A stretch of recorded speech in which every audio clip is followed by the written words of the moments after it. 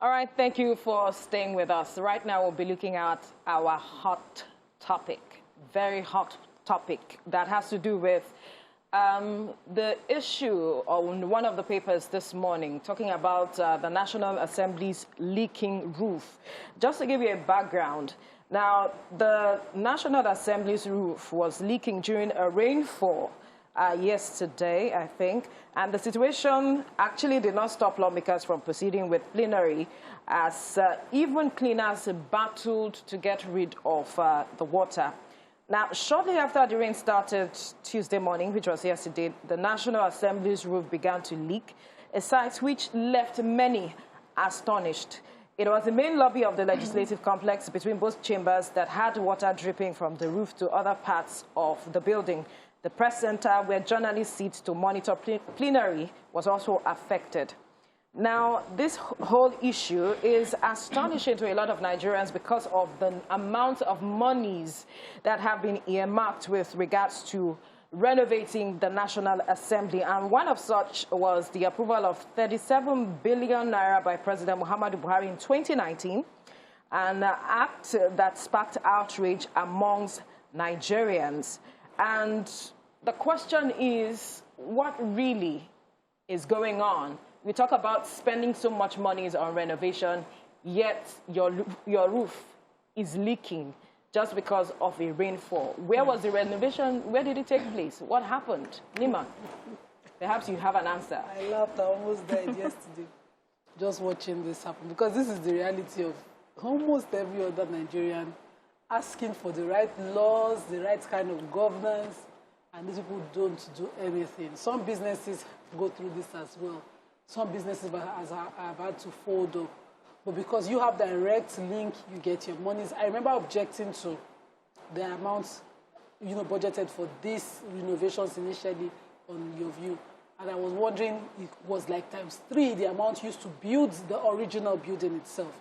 Now, there must be an architectural defect in that structure for this to continue to happen, for the building not to even last this long. So the rains might not necessarily be from leaking roofs. Okay, so these are visuals coming on for us to see the situation. Cleaners on the ground. I'm sure those are journalists also watching and seeing, and some people have in the National Assembly who are staffers there also watching to see how the rain was dropping. Let's just beg the National Assembly through the Attorney General's office sue the original contractors that built the National Assembly complex. Sue the original contractors? Yes. Why? How old is this complex? Basic. Why? You sue them for a building that... should your house be leaking? No, Wait. Sue them for a defective structure, for whatever they budgeted. They didn't build a proper building. This is leaking roof. They should sue them. Okay. This is the National Assembly. It's not about asking for monies every time and feeding businessmen. If you build a building, how many of these buildings on the island do they have to change roofs? It has to be bad wood, bad materials that get you this. My father's house is over 20 years old. They use Paco to do the ceiling as well. It's not leaking. It's not leaking. It's not leaking. So using substandard it's not about the amount. It's about the quality of materials and the quality of the building given to you. So perhaps nobody is... there's no oversight. But we will not do that. Rather, we will budget. For more money. For more money to renovate. And in another 10 years, we will abandon our education, our health, and all of that, and come back again and rebudget another money to renovate again. That's not how buildings are done. Buildings have a lifespan of at least 30 to 40 years before all these stories start to show face. Make them do the right thing. Okay, so I mean, you have a point there. If substandard materials were used, you would see it. But I think sometimes some of these things would have been seen in the early days. I think it's about maintenance, really, and that we know Nigeria, we really don't do that.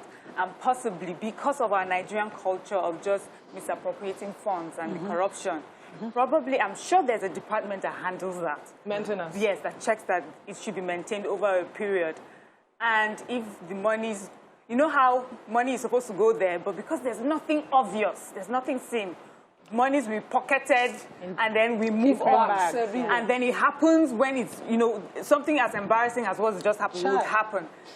Well, I believe that there has to be a sitting somewhere. Someone has to give an account of how 9.2 billion has been spent. I'm looking at this thing.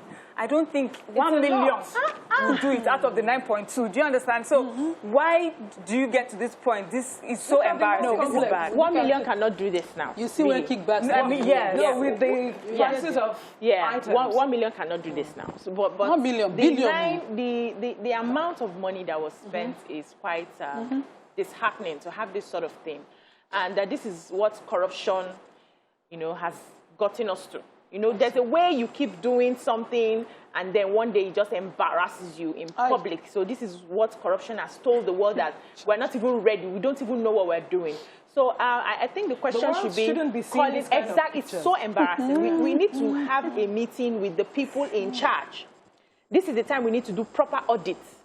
How much was earmarked for this? How much was spent? Who was the contractor that handled this sort of thing? People need to start answering questions right now. And I also think the lawmakers shouldn't just disburse funds without following up. Because it's like, take government as, this is my house, this is my home. I need to ensure that everything is working. And don't feel because there's money, once we speak and gather and talk to the federal government, they will give us this money, let us eat from the national cake.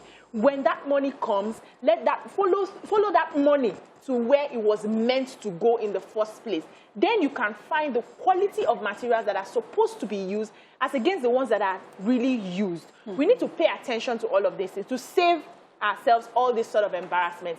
And all the people, if they do a proper investigation, they will realize that some people have put money now, in is some that bags. investigation that I'm wondering if it will happen, because holding people to account has always been a challenge, a major challenge here.